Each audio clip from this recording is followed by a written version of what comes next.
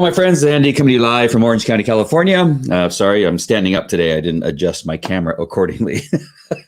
So I'm going to be standing a lot. I'm going to be talking about what's on the whiteboard. I got a lot of videos. I'm going to be producing this show all by myself. One of these days, I'm going to get Kelly, my son, to be my producer, so I don't have to sit here and operate all these buttons all at the same time. So let's pray that it all goes well, and that I have a lot of videos to show you. I have a lot of demonstrating to show you, and what we're going to talk about today is a bunch of these shootings that have been going on. And of course, the media is going crazy. They want you to believe that cops are racist. They want you to believe that all these people have just been hunted down and killed without any, pre-existing crimes committed, or, at no fault of the criminal. We had a rapist that was, shot and paralyzed. We're going to be talking about that. We have a 13-year-old boy that unfortunately was involved in a shooting, carrying a gun and running away from cops. He was shot and killed.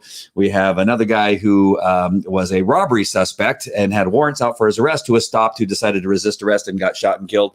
We're going to be talking about those particular shootings and some of the things that you need to know. Now, all of it, you're not going to want to probably hear. I know that you probably think of me as a pro law enforcement, and I'm always going to support law enforcement. That's not always true. I need to always make sure and remind all of you that are watching is that I believe that my job is to look at every police incident on its own merit and decide one way or another, whether the cop did his best to do his best.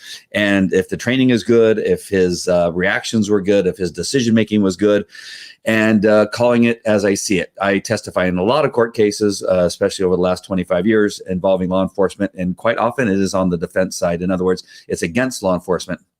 But when law enforcement does it right, I say that too.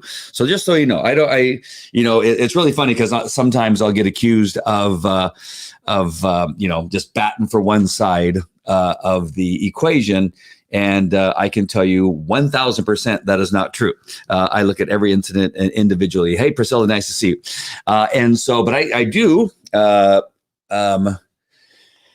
have the experience of testifying in court cases, not only involving narcotics dogs, but use of force.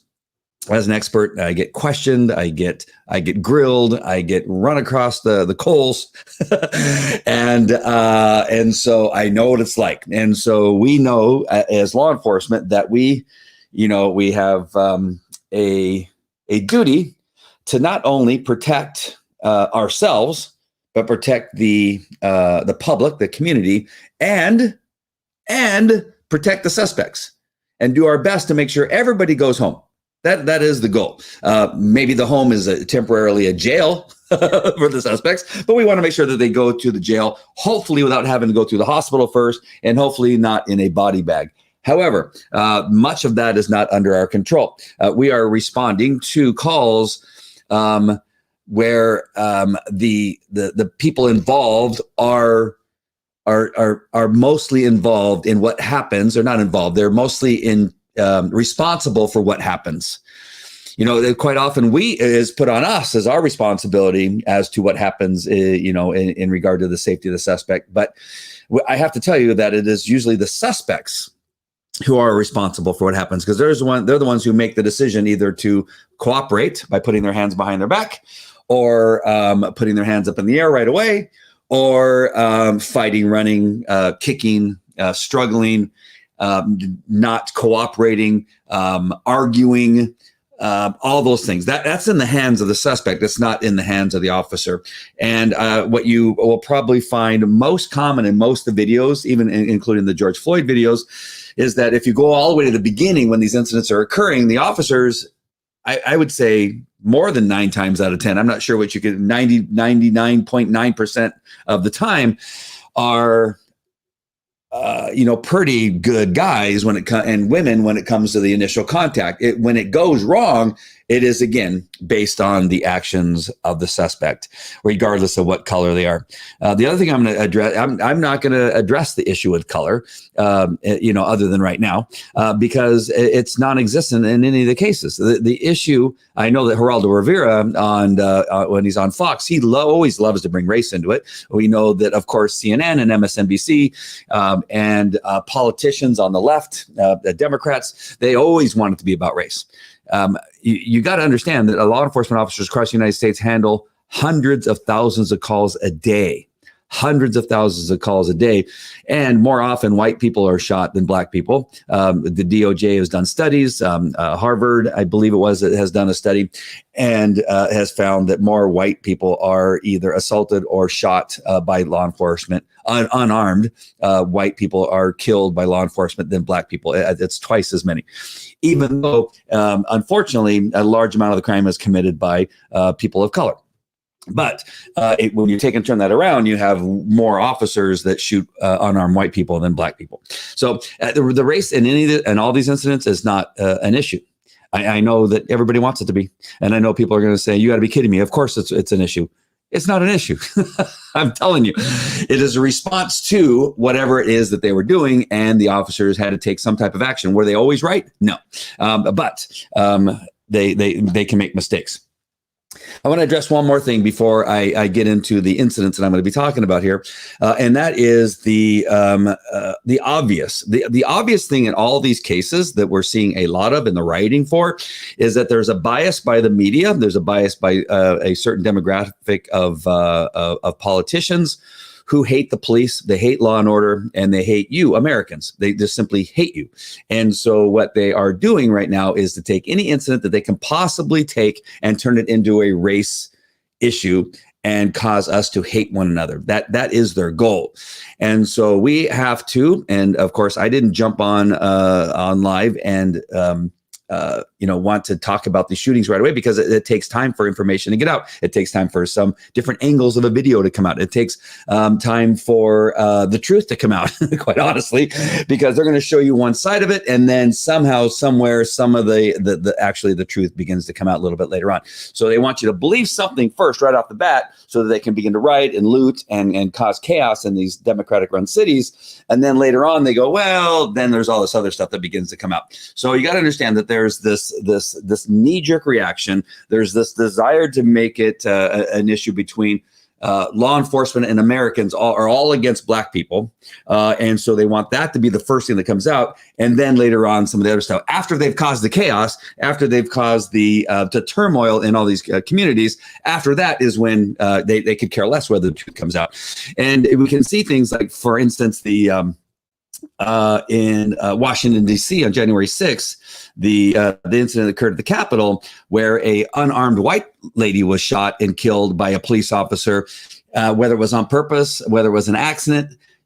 He's not being punished. He's not being charged with any crimes. It is very much like the incident that occurred in Brooklyn Village. Is it Brooklyn Village? Hold on, I got it written down here so I don't forget. Brooklyn Center, Minnesota, where Officer Kim Potter shot Dante Wright. Right, he was actually committing a crime. Right, he was actually a robbery suspect that was wanted, who was not cooperating with officers or pulled away from officers and was shot by accident. Yet she's going to face criminal charges. She was already in court, getting accused of manslaughter, I believe.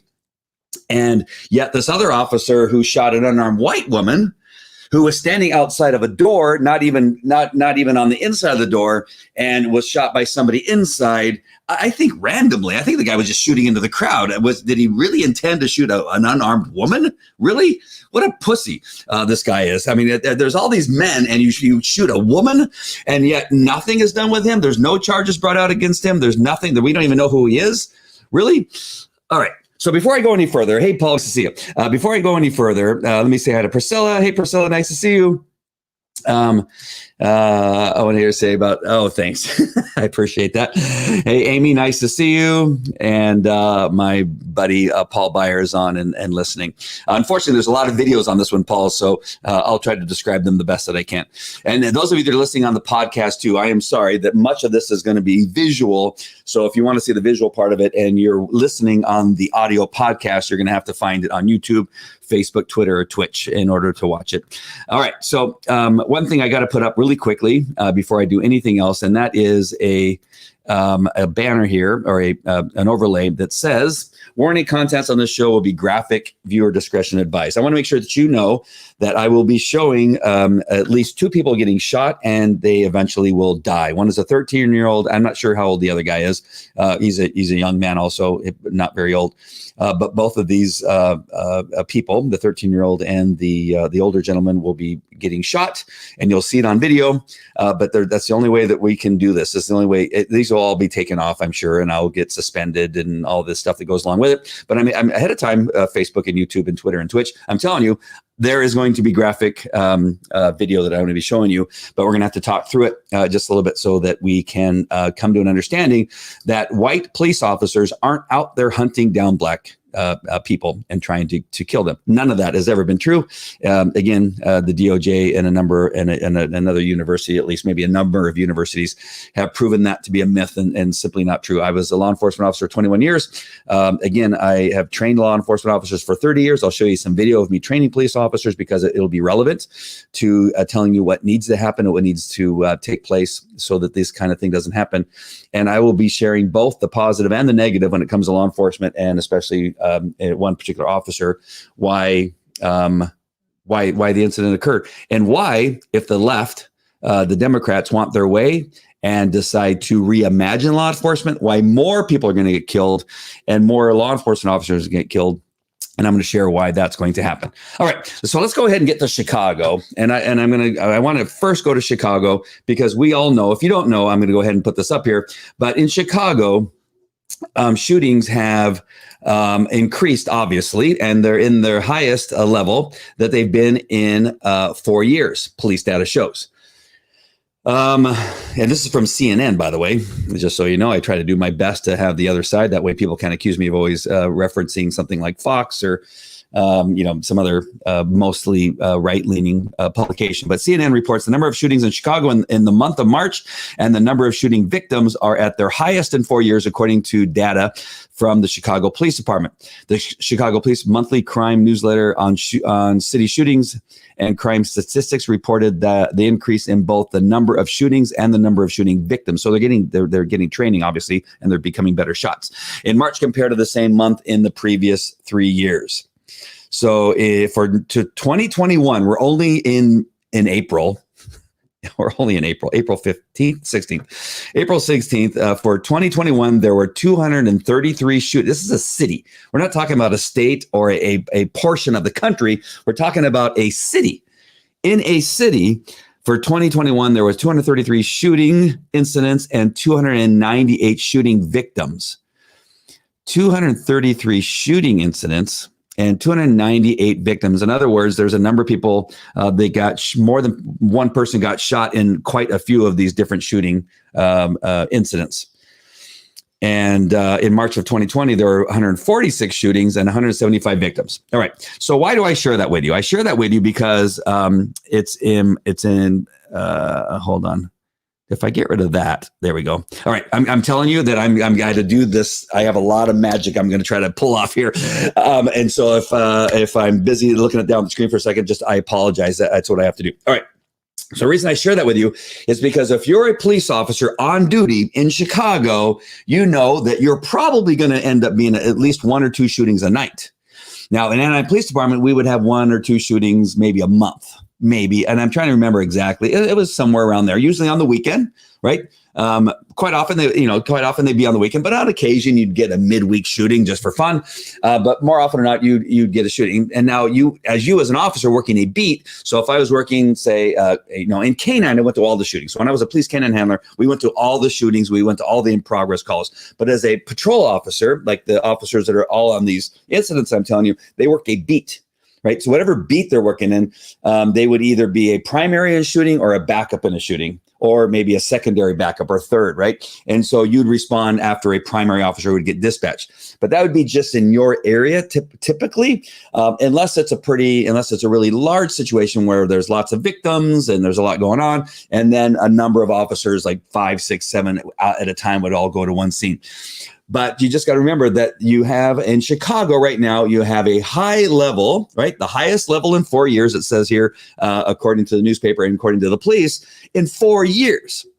So every night you're going out, you're making sure you have your vest on, you're making sure that you have your guns working, you make sure it's clean, and you make sure that everything's operating, because you have a strong suspicion that you will be responding to a shooting or be involved in a shooting, because you're going to be right around the corner, possibly, depending on what area you're working. Some officers are working in areas that are highly likely to be involved in shootings, and some officers are working in areas that aren't that likely to get in shooting. So in Anaheim, if you work downtown Anaheim or the south end of Anaheim or even the west end of Anaheim, there's a good chance you may be involved in some type of shooting or some type of aggravated assault. And then in the east end, where Anaheim Hills is, where higher income people live, the chance of being a shooting was pretty slim. Although there were shootings, it would be like once a year or once every 6 months. So you see what I'm saying? So depending where you're at, you can be involved in a shooting all the time.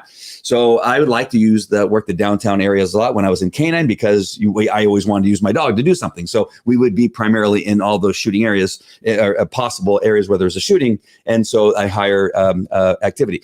Why am I sharing this all to you? Because really, you got to understand that you have the mindset of the officer who knows that they're in these areas and they are on guard, and they're waiting, and they're ready, and they're thinking about what it is they're going to do when they go to a shooting, where they're going to go, where they're going to park, and where they're going to go on foot.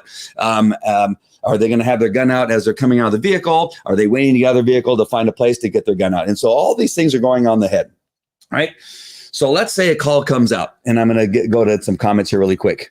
Paul and his wife are listening.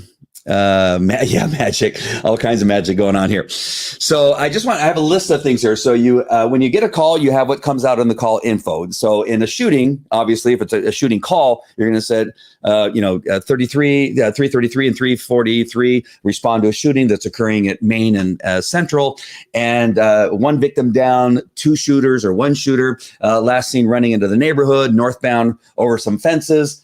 And then you begin to respond. You start driving. You turn your lights on, quite possibly. Sometimes you don't. Depends on what your strategy is for entering into the area, whether you want to chase them off or let them know you're coming or not let them know you're coming. All right. Then as you're driving there, you're going to get more information. This dispatch will come on, or another officer say, hey, I just heard somebody say that there's more shooting occurring over at this area. Or you'll get somebody saying, hey, somebody just heard somebody running through their backyard. Somebody will say, hey, I just saw some guy running down the alley and he has a gun in his hand. And so as you get the call, you have developing information. The other thing you need to be concerned about, what time of day is it, right? And so as you're driving there, and why I put this up, and this is important, that you know there's a shooting, you know that there's people down, you know that somebody's running in an alley with a gun or what have you, and now you know if it's like, say, 3 o'clock in the afternoon, school's getting out. So now you're going, shoot, there's going to be kids running around. Kids are going to be out of school. They're going to be in this area. If it's in a residential area, if it's a commercial area, people are at work. There's all kinds of people around. If it's 2 o'clock in the morning, 3 o'clock in the morning, you know that most people are in their houses. And so you want to understand, what are the surroundings, what's happening. I'm setting the stage for you to let you know that there is a lot of thinking process going on. The news media want you to believe that, and they're trying to figure out what it is. None of this has to do with race, other than a description, but that's how are you else going to describe somebody? They're either going to be Hispanic, they're going to be white, they're going to be black, they're going to be Asian. They may be some other things in there, but I'm just going to tell you right now that's either white, black, Mexican, or get one of those descriptions. That doesn't make it racist. Make it a racially motivated shooting. Developing your mind is busy. You're also driving as quickly as you can. You're trying to avoid, crashing into somebody. You're usually at a high rate of speed, trying to get there to save life, not to take life. Wall here. So if I had my gun out and I'm looking for this, your kids, maybe one of your kids got arrested before you came fight with your supervisor, maybe you got in trouble, and calls depending on the time of day, and they've gone into this call. So then you get there, then you see the suspect's actions. You say, begin to run. All right. So you've had all this, but he's been shooting. And so that let's go ahead and go to this very first video, because man armed and dangerous running, only thing Mean that when you get there and he's running in the dark, all we're told is we have a man with a gun running and he has a gun in his hand. And I'm telling you, I just need to do this because you're going to see somebody, a 13-year-old boy, get shot and he's going to eventually die. Here we go. So here's the video. All right, get an ambulance up here now. Stop it! Stop it! I'm giving you time to think about that because I want you to see what happened, how quick that was. How long he'd been running, but where we pick it up from 3 o'clock in the morning, the guy gets to that gate and he leans up against the gate and he turns around, and right at the moment he turns around, the next thing he sees is him turning around and he shoots at him. All right. But in this case, all right, get an ambulance up here. Okay, right here we go. Now! Hey, show me your pretty good look of what you see when you're running after around is the gun in their kid's right hand. And as he's there with his left shoulder up against this wall, what he's doing is he's turning and he's throwing the gun, cannot see behind that wall. You can't officers to be clever shot when his hands are up. So what they did is to edit the video enough so that when you take a half a second out, or you hear the gunshot and then his hands go up. So here, I want you to watch the video that CBS is showing and have a comparison. All right, here we go. Right now! That's the actual video. It does one of these, right? There's no way. I can't see you. I see your thing. 15-year-old, we had a 13 and he's 14. And he was 14 and not as tall as him. I would shoot him. Is capturing more light than what's available for the officers when he's running down the alley. These cameras, the Kate, because of the way that it's created, right? That they capture seeing is probably better than what the officers are fantastic. I've taken pictures and Eddie goes, wow, how'd you get such a good picture to be able to take in more light than what it is that we can possibly see. So understand that also the camera, the way it's manufactured and not as good as our eyes. All right. So here we go. So here's this on the left, and you got the actual video from the camera on the right. So let's take a look at this, and you'll see what CBS also does. They shrunk very difficult to see everything that's going on. So here we go. Hey, show me. Stop. How quick that is, right? It got it on the hands up. So that the last image that you see as a viewer, as many nitwits as they could possibly, all they see, the last thing they see, picture that CBS has given them, shot. Look at, and then you can, send it out like he shot him in cold blood and said you stopped, and he tried to give first aid. What the truth is that remove that one. And it is for the camera view. Is it as the kid's turning around, the officer believes that when he comes around, he's going to have the gun in his hand. He's got to shoot to protect himself. And so the kid doesn't get away and get into the residential area and possibly hurt somebody else. Clean shooting. It's just the way that it is. Unfortunately, it turned out the kid is 13. They also want to tell you that the kid was educationally, what's the word I'm looking at? Mentally handicapped in some way. We don't do an evaluation and saying, okay, can you tell me your name? Can you tell me if you have any learning disorders? Can you tell, right? None of that is happening. Shooting just occurred, shots fired, man running, description, he's carrying a gun. You see the described suspect carrying a gun. You're chasing down the alley. He turns and you have to shoot him. Geraldo revealed is that, well, the kid was mental.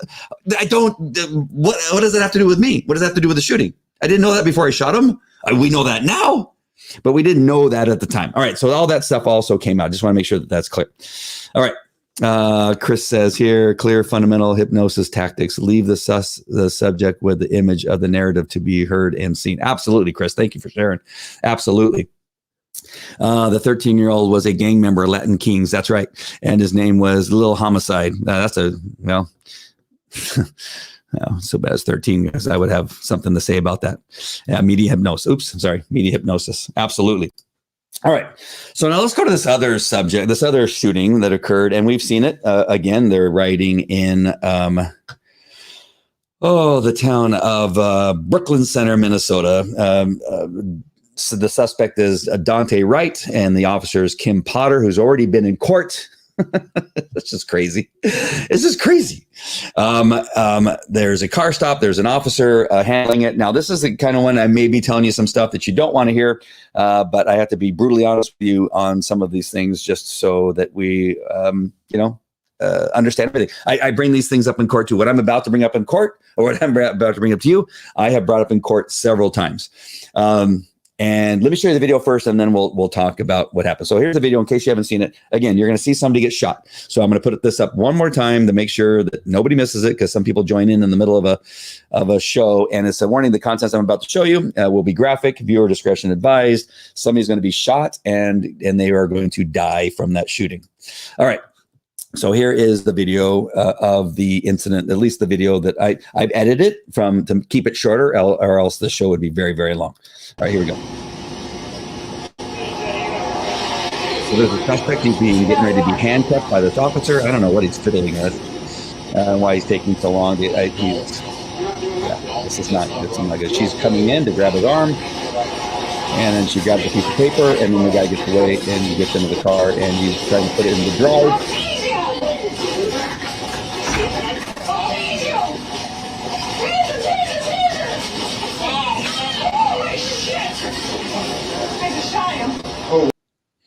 Okay, so you see the whole thing there. So there's a whole bunch of things going on here, and none of them are really good on the officer's side.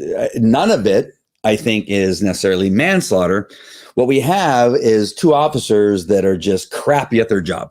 That's what I'm going to tell you that you probably don't want to hear, because it's we got to be brutally honest.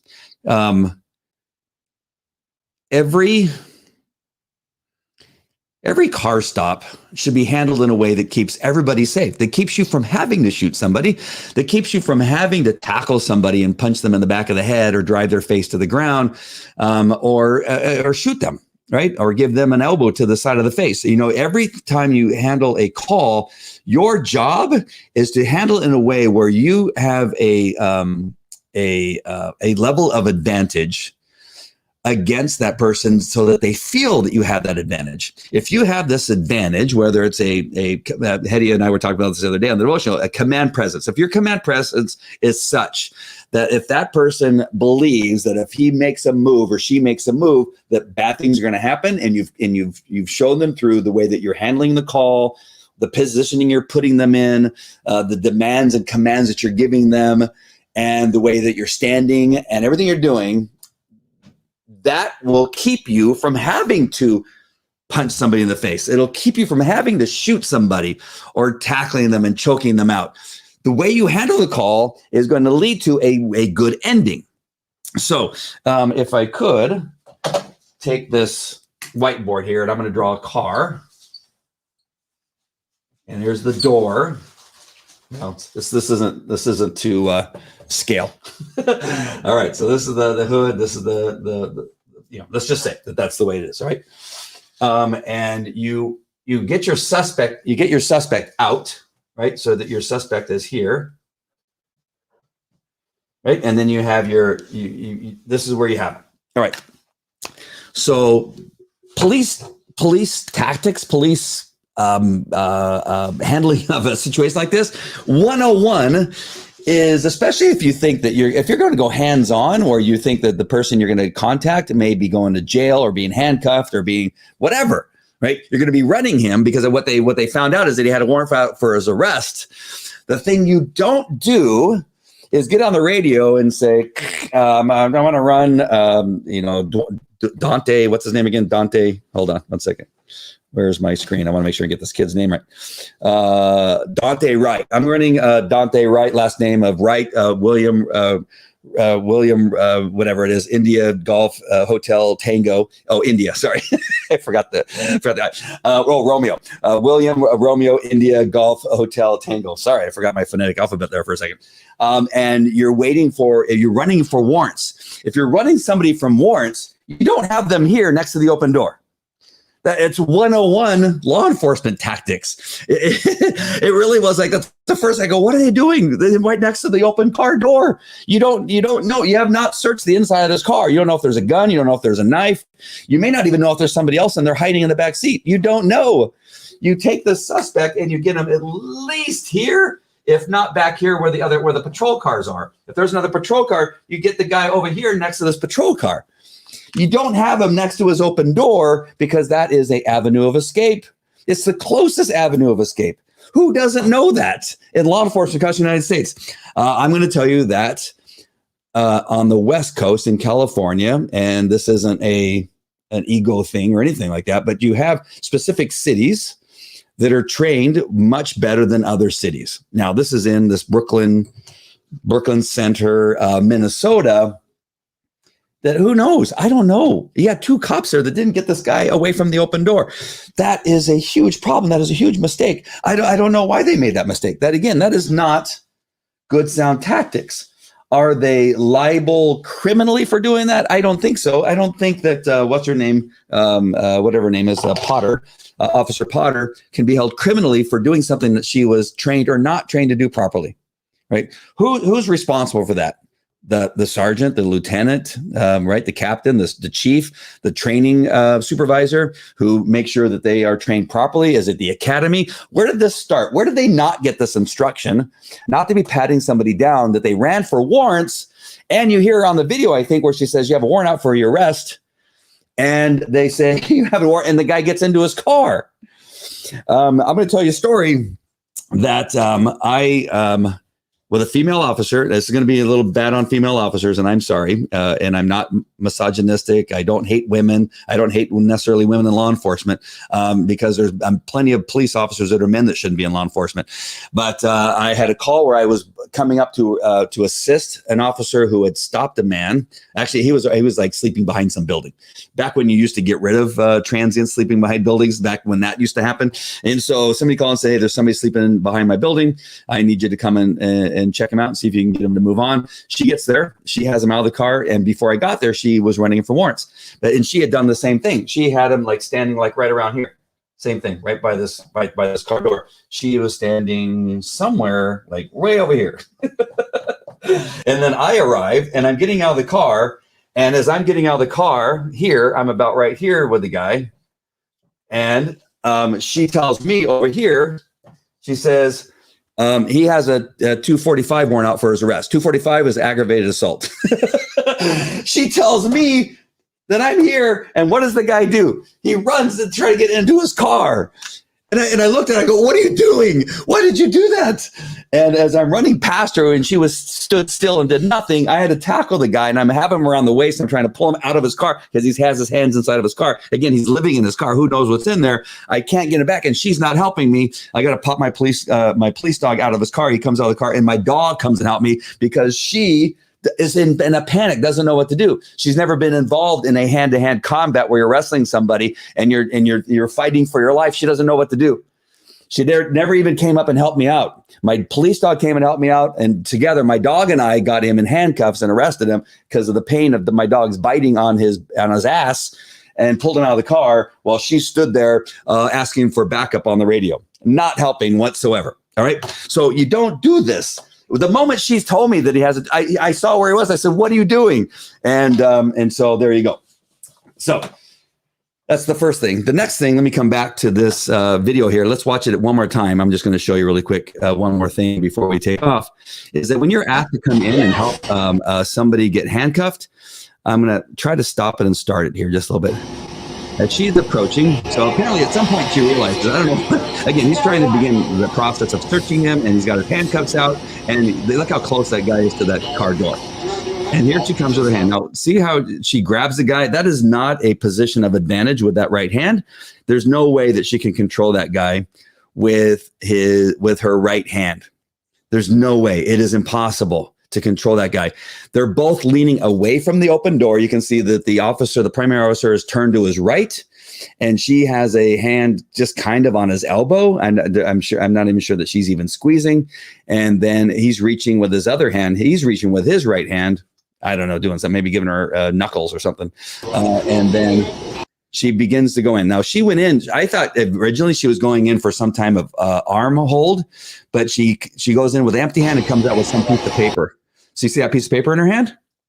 Now, I want you to see something. When you are actually, let me just let you watch this. Watch that piece of paper in her hand. And I want you to tell me when she gets rid of that piece of paper. There, he's pulling away.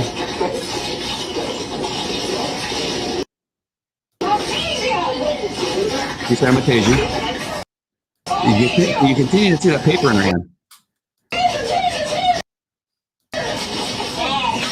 The paper's still in her hand. After she shoots him, the paper's still in it. She never dropped that piece of paper.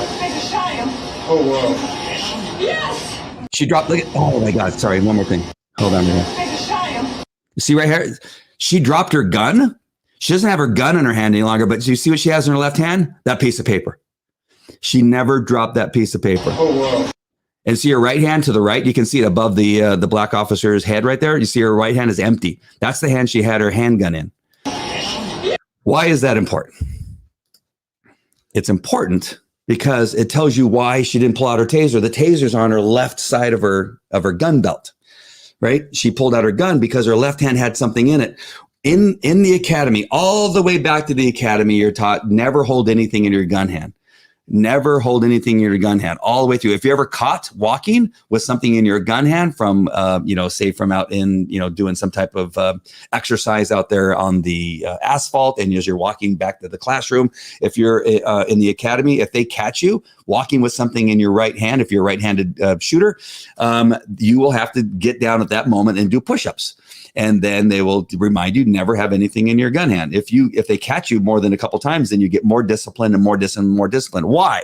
Because you will not think fast enough to drop that thing in your gun hand to reach for your weapon. It'll slow you down. It'll keep you from drawing your weapon in a timely manner to be able to save your life or save the life of somebody else. And so they tell you all the time, do not carry stuff in your gun hand because it throws you off. And so I had to watch that video several times to see that she had the paper in her left hand, which is the hand for her taser. Or if she wants to cross draw, she could come around. But do you see what happens when you get in a panic? Now, why did she get in a panic? My theory on why she got in a panic, even though she was a police officer for 26 years, is that she's not had probably ever been put in a stressful situation where she had to make these decisions. I'm venturing to say that the training was not stressful enough for her to understand how to operate in those kinds of situations. It is a completely different mindset to operate when you're under that kind of stress, where you have somebody that's actively fighting you, trying to get into a car, trying to leave, and you're thinking, I got these tools and I want to use the taser. And she thought she had the taser, but she had the paper in her hand instead, or she didn't cross draw, she grabbed the weapon instead. It's because her mind went mush, and because she's never been put in that position before, and she's never been trained through training that has caused high enough stress level for her to be able to operate under that kind of stress. It's just she's never been there. And I hear people out there, well, she's had 26 years. It doesn't matter. I've trained police officers for something like 30 years, and I put officers in a bunch of different situations, and I've had officers with plenty of years of service freeze on me in a training scenario. I had a sergeant, and I'm going to use my whiteboard here one more time. I just want to share this exercise with you that I do. This is an important exercise. So I'd be called, I think this one that I'm going to share with you was in Wisconsin. Where's I had my blue pen right in front of me. All right. Is that there would be a building right here, right? And maybe there'd be a series of buildings. And then down here, I'd have an actor. I'm just going to put another stick man, and he'd have a gun in his hand. So let's make this a gun. There we go. So he's got a gun in his hand, but he's behind the building. It's dark. It's like 10 o'clock at night, 11 o'clock at night. I try not to have hardly any lighting. So I want this to be as dark as possible. All right. I'm over here running this scenario, and a canine handler will come up to me, and that's when the scenario begins. And when he comes to this position here, sorry, the mic's in the way. Well, that's okay. I don't think it's going to bother you. So he approaches over here. So he's got him, and he's got his dog. There, that's a dog. All right, so he's got his dog. Or I'm gonna put the nose on the dog. So him and his dog are here, and he's got the dog on leash, right? And I tell him, I said, okay, your primary officer is over here, so there'd be another actor over here. So this is a police officer. This is the primary officer. So I would tell him, go meet your primary officer over there. He arrived at a burglary alarm. When he got here, he saw broken glass on this window. So there's broken glass, and he took cover right here on the corner of the building, and he's waiting for you so that you can begin to search the rest of the building. So this canine handler with his dog goes over here to meet this officer. When he goes to meet this officer, this primary officer comes out here and points. So he comes over here and he says, hey, I saw a guy down here. When he gets over here, he gets shot. This gunshot goes up, and he shoots him with a blank. It's the loudest blank we can find, so that there's no question what happened.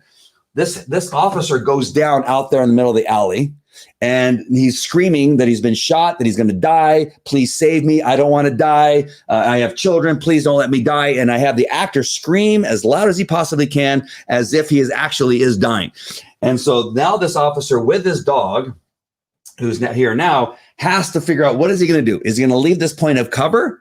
But if he does, well, if he takes his dog with him, the dog's going to bite the officer who's on the ground who's just been shot. That it's almost a guarantee. It happens every time, right? And so he knows that the handlers know their dog, and they know that they can't take their dog because the dog will bite the actor who's on the ground, right? And so they sometimes will freeze at this corner. They don't know what to do. Sometimes they've tried to make their dog stay in it down, and they go to rescue him. What happens as soon as they make contact with that officer, the dog gets up and bites them anyway. And so they have to figure out what to do. So I'm just going to shorten this up. It's chaos here. The handler doesn't know what to do with his dog. He doesn't know what to do with the situation. And again, the gunshot he hears is very loud. I have had officers that have had 20 years, 15 years, 10 years. I've done this scenario probably 200 or 300 times. I've had officers that completely freeze and tell me, I don't know what to do. I can't solve this situation. So I'm only telling you that because that's a training scenario where I have officers freeze and they don't know what to do. And they fail miserably. They either bite the guy on the ground over and over and over again and can't get the dog to let go, or they just say, I don't know what to do. I can't solve this problem. And they give up. And I say, you can't give up. The guy's bleeding to death. You need to do something. And they go, I don't know what to do. I've never done anything like this. That's a true statement. That is what I've heard probably more than once, maybe 2 or 3 times. I've heard somebody say, I don't know what to do. I've never done anything like this. And they panic. And so that's how I know that this female officer who's 26 years old, quite possibly there's a couple things happening here, because I also see the primary officer didn't do the right thing either. He didn't put the guy in a position to not have to shoot him, to not have to punch him, to not have to wrestle with him.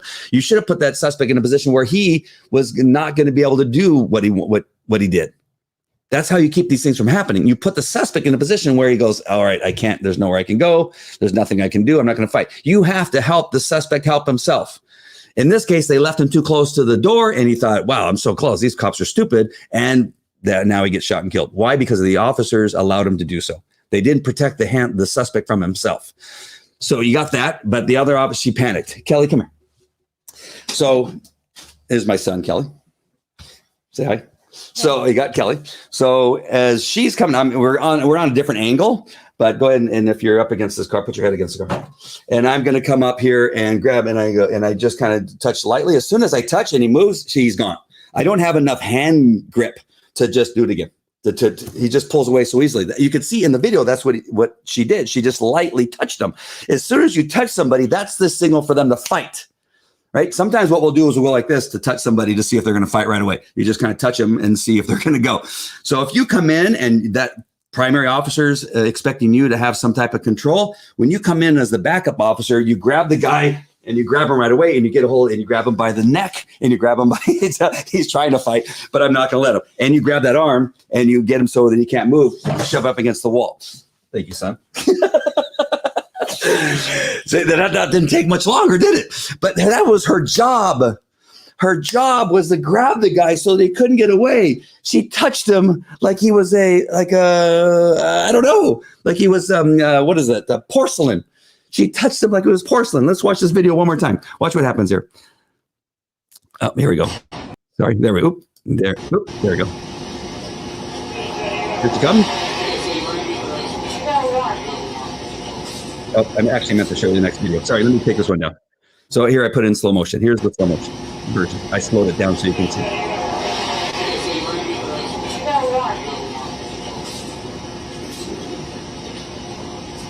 All right, she's going to come in.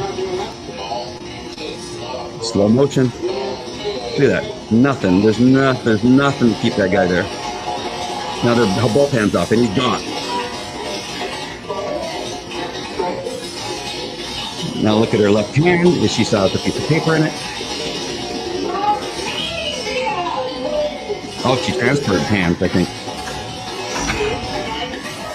Why transfer your hands on that piece of paper? Why worry about that piece of paper? Who cares? She's saying taser, taser, taser. She thinks she has the taser, but she doesn't. She has the piece of paper. Oh. A tragedy for her. Right now she's in court. She's, I don't know if she's in custody or not, or she bailed out. I think she might have bailed out.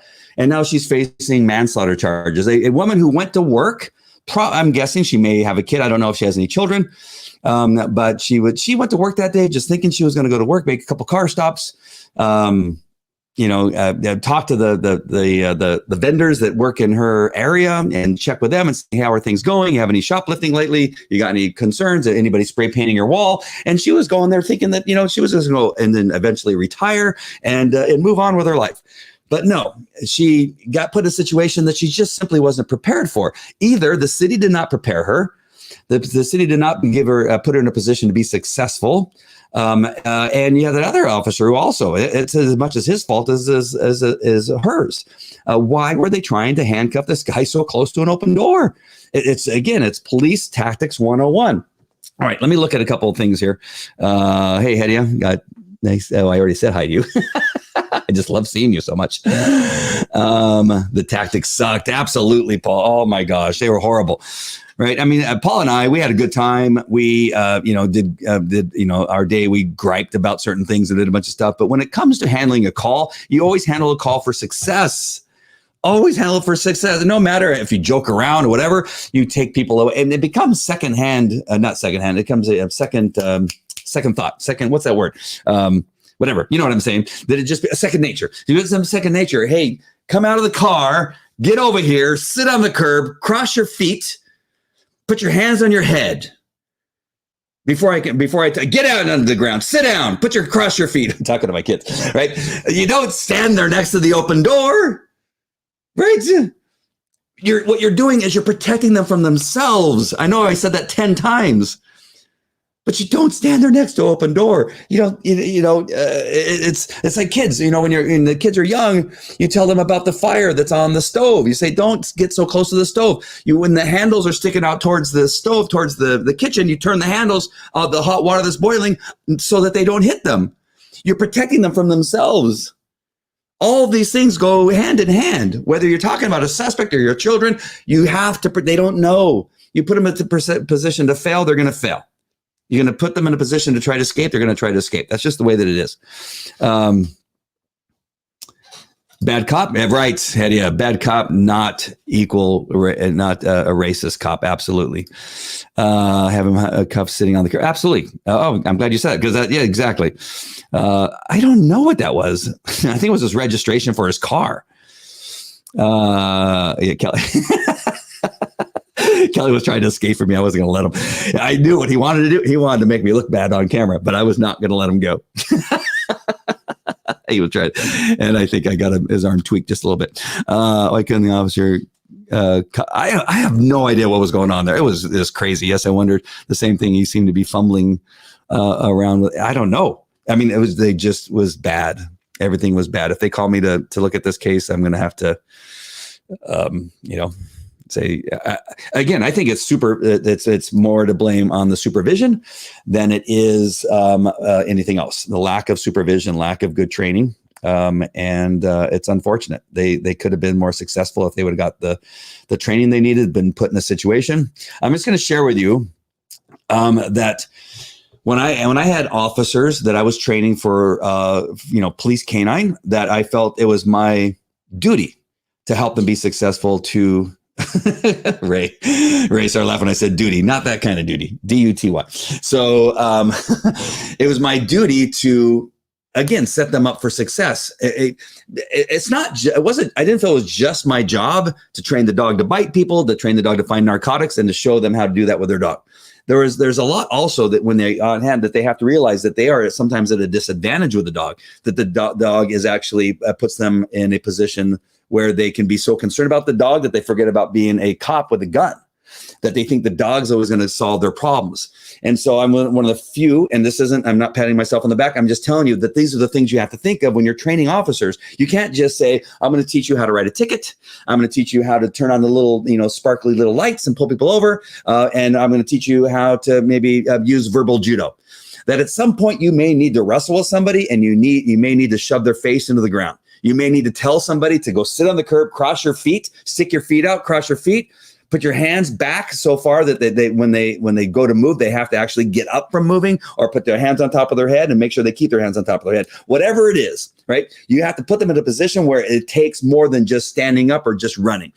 But you can't leave it at just teaching them the basics. You're going to have to teach them how to stay alive, how to keep the suspect alive, and how not to injure the average citizen in the process of taking somebody into custody. Those are all important things. All right, so let me go ahead, and I'm going to show you a video of the training that I did with the canine handlers. That was well beyond anything anybody else was doing to canine. Again, this is not a pat on the back. This is to share with you so that if you are wondering what needs to be done, I'm just sharing with you what I think needs to be done. Oh, you know what? I'm gonna have to follow through with this one. I'm going to show you one other thing. All right, let me just show you this really quick here. All right, so this video that I'm about to show you is canine training, where I would take the handlers. Because again, with dog handlers, the idea of the gun and shooting with their dogs is foreign. I can tell you that I don't know that there's many other trainers, police canine, that did what we were doing at Falco Canine Academy, that were taking them out to a range to teach them how to shoot with their dogs. Every trainer that I know that I ever worked with taught people how to shoot separately than with the dog. And like this lady, when she gets a piece of paper in her hand that obviously threw her off, that's all it took. Can you imagine having to get into shooting and figuring out what to do with now a dog, and you've never done it? What do you do with the dog? Does the dog stay? Does the dog get afraid of the gunshots and run away? It used to be that in Europe, dogs were trained to bite the person that was shooting. So what would happen here in the United States when we get a dog in our hands here? We would fire the gun and the dog would bite us. True story. And so we had to teach dogs not to bite us when we were shooting, because in Europe during certain types of KNPV training or any kind of ring sport training or even Schutzen training, that dogs were trained to bite, not really Schutzen training, but dogs were trained to bite the person that was shooting. They never thought, oh, I might be the one who's shooting. And so what we found out is that you'd fire off a gun and the dog would bite you because he's been trained to do that over and over again. And I'm digressing, but really I'm not. And so you have to find out. So here's the video that I want to share with you. It's our training here at Falco Canine Academy. And I am going to have to, there we go. All right. So before...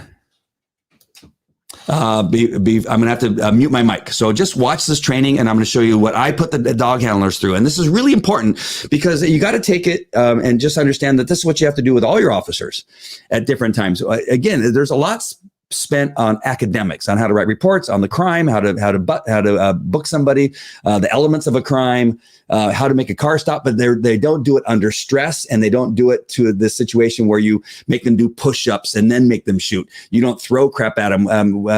We used to throw firecrackers at the handlers sometimes when they were trying to shoot. We did all kinds of stuff to throw them off. But again, here's an example of this type of training.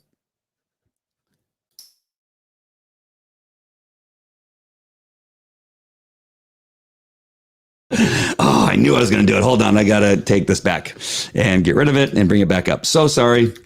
Let's try it one more time. Oh, man, I was on a roll. I was actually doing pretty good with this thing. All right. Check the box. Now we go to monthly training. There we go. All right. Mute my mic.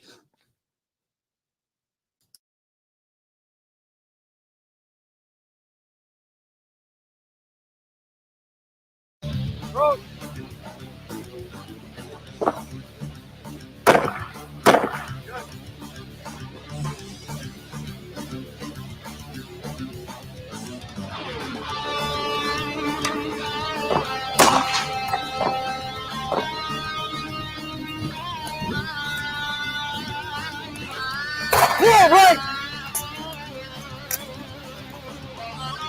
Wheel left. Wheel left.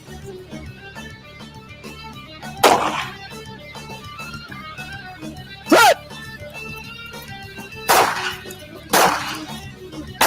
Come on.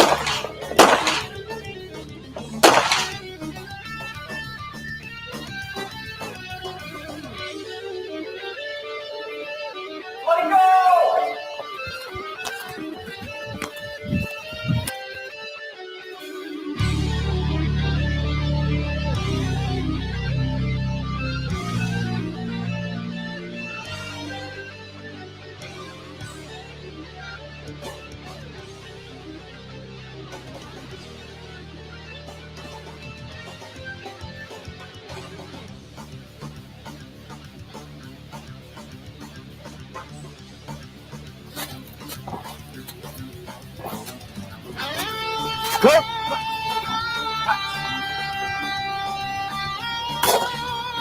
Stand up, all the way, all the way. Stand all the way up and then holster. There you go. All right, turn around. Hey, police officer, stop, run through my dog. Send him. Turn back towards the target. Fire 2 rounds. Ending. Control your dog. Kneel. Good. Down. Good. Stand all the way up. Holster. Turn around. Turn around, face the targets. 2 rounds.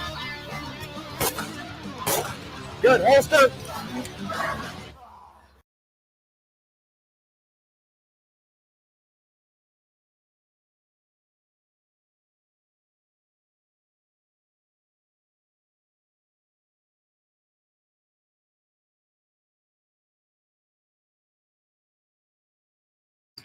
Sorry, I'm going to repeat what I just said. The darn muting the mic kills me. All right. So you can see what it looks like when you put them through that type of training. Thank you, Chris. Is that you have to put them in these situations. It would get much more stressful. And then we would do it at nighttime with flashlights. And so daytime, you go through the motions. You make sure that they have some type of muscle memory. You don't want to have, I know this sounds strange, but not too much muscle memory. You need them to be able to shift and change. I don't know if you noticed, there was one handler who crossed his feet when he went to a prone position. That is from bad training. I don't know where he learned that from, but I had to break him of crossing his feet because that's one more step that he had to do in order to get up. If you go into prone position behind a curb, because that's your only position to cover, and you cross your feet, now it just takes that extra half second to uncross your feet and stand up if you need to move or get up and run or find some other type of cover. So we go through these things over and over again to figure out where it is that they're weak, where it is they're strong. Then you heard me yelling at them. You saw me putting them through the push-ups. I'm the guy in the blue shirt and the funny hat. You heard me telling them what to do. I would have them not know what it is I'm going to. Sometimes I'd have them prone. Sometimes I'm going to have them kneel. So they have to listen, respond, and then shoot on target. These are things that have to take place in law enforcement. I'm telling you, not enough of this happens.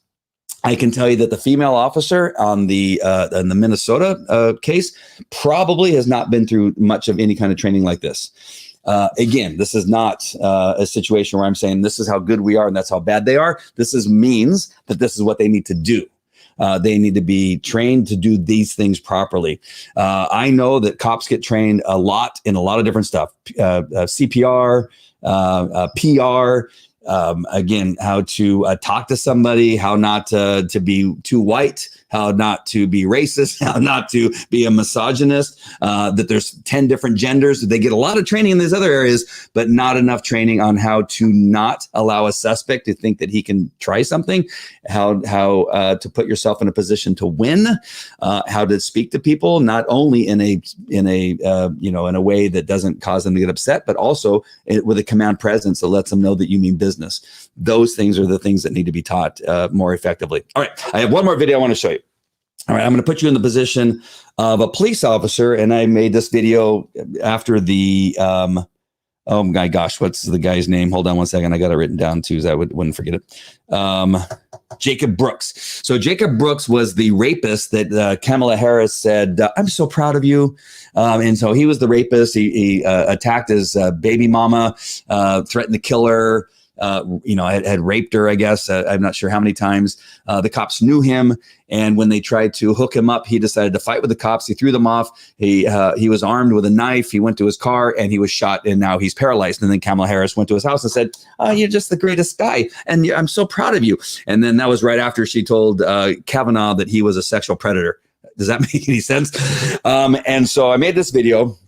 I'm going to start it, and it's going to be it's going to be a video that's going to, I'm sorry, I almost gave something away, but I'm going to show you how quickly things can turn badly on you when you're a cop and you have to make a decision whether to shoot or not.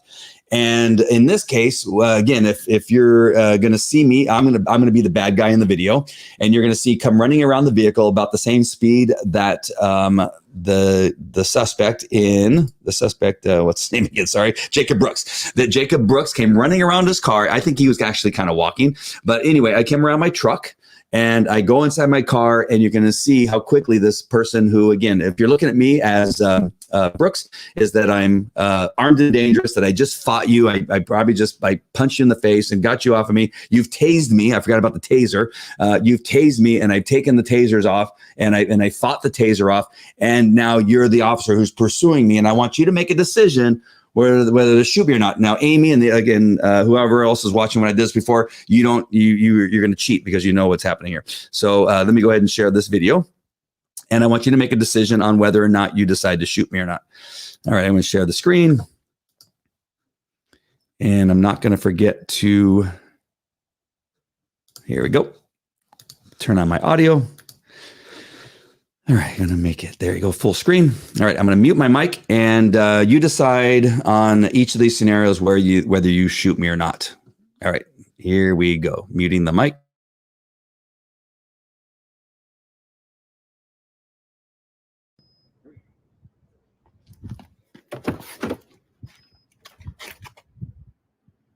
All right, did you shoot me? I'm a cop. Did you shoot me? Because I didn't have a gun. I had a wallet. Did you make the decision to shoot? And the outcome could be whatever. We don't know, right? We don't know why he's going in the car. We don't know why he's not getting in and starting to sit down like a regular person would. He's diving down to get something, right? And so there's complete difference between sitting down and grabbing for something on the floorboard. So keep that in mind. Here we go.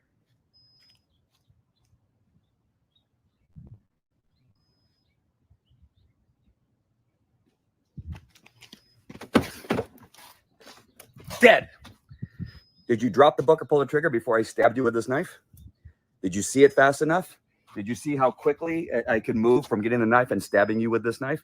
Did you pull the trigger in time? Or did you hesitate because of the last scenario? Because you saw a wallet. And now you're thinking, oh no, what's he gonna do? Scenario. Now you don't know. You don't know what's gonna happen on this one. All right, ready?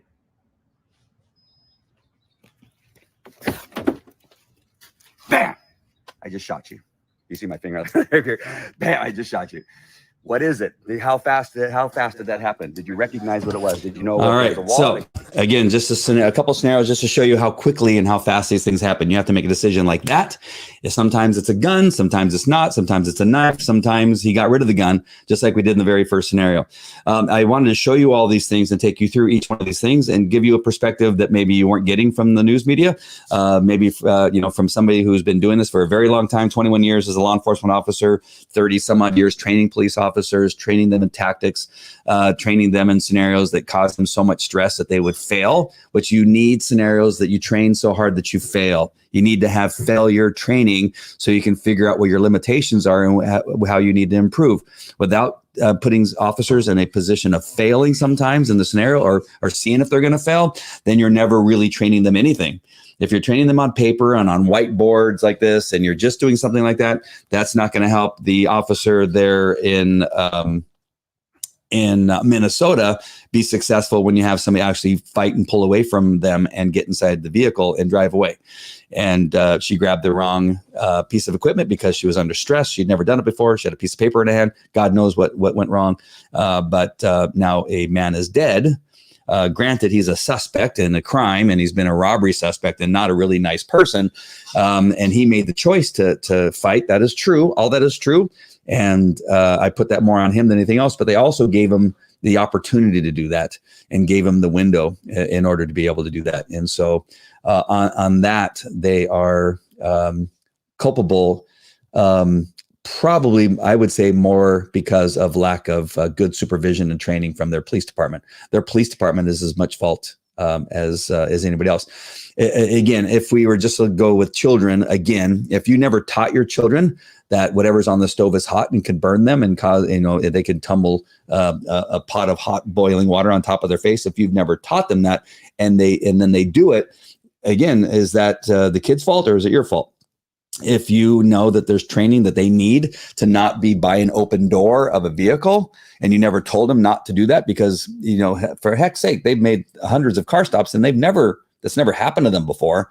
But the one time it does, somebody dies, then they probably should have been trained better and something should have been done to prepare them for that kind of thing. All right. Hope this has been helpful. I know it's a very long video. It's a minute and 20 minutes or an hour and 20 minutes. And but I just thought that it would be necessary for you to take you through those scenarios and also speak honestly about something that I thought that could have been done better. And unfortunately, somebody died. The officer in Chicago, that was a good shooting. Not good in this that it was good for Kennedy, but it was not a bad shoot. It wasn't. There's nothing he could have done. He did the right thing and did the best that he could. All right, my friends, I hope this has been helpful, and I appreciate your time and watching. I appreciate your comments. If you think this is somebody that you would that would get something out of this and be helpful to them, send it to them as long as it's available. We're broadcasting on 5 different pages on YouTube, or on Facebook. I'm sorry. We're on YouTube, Twitter, and Twitch. I don't know how long they're going to stay on those platforms, or this video will stay on those platforms, but if you can, try to share it. All right. Thanks, guys. Talk to you later. Bye.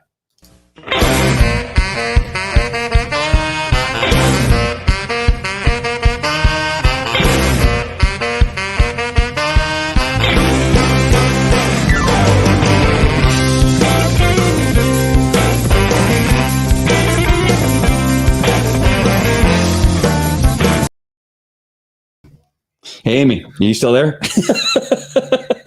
Sorry, I'm going to come back. I've never done this before where I started to end and I came back. Amy, the answer, she wanted to know what's the answer to the scenario on the board. The answer is, Amy, if you're still there, let me know if you're still on. Because I mean, if there is somebody still on that wants to see this. The answer to this scenario is that I always make sure when I have a building that there's either a door with a doorknob here, like there could be a door with a doorknob there. There could be a, hold on. There could be a tree here. Right, I'm drawing them sideways. That way you can see them. Or their patrol car is over here. Their patrol car could be over here and their doors are open. And so one of these 3 things, right? A tree, a doorknob, or a police car. What they need to do, if the door is the closest thing, they tie their leash around the doorknob and they leave their dog tied to the doorknob, and now they go and be a cop. They can. I suggest, hey, if you know this area and you can fire a warning shot in that direction, you're trying to save somebody's life. As long as you know your background. Again, this is I tell them this is an option, but it's going to be up to you and your policy, your decision making. If you're trying to save your buddy's life down here, it may not be a bad idea to shoot around, maybe into a car or into a berm if there's one back here. But fire around, go out there and rescue your buddy. Fire around, go out there and get him and drag him back really fast. If your car is close by, you may want to put your dog in the patrol car and then drive your car up here and then use your car for cover if you can. Again, it just depends on that solution. If there's no door on this side, then you tie your dog to the tree. And now your dog is tied here. Now you go back and you rescue your cop. At some point, you're going to have to go out there and get that guy. And you're going to need to move fast and go get him and grab him and pull him back. All right. So I'm not sure if I lost Jamie or not, if you're still on there, but she wanted to know the solution. And I didn't mean to leave you hanging. I wish I would have saw that earlier. So I apologize, but we'll go ahead and end.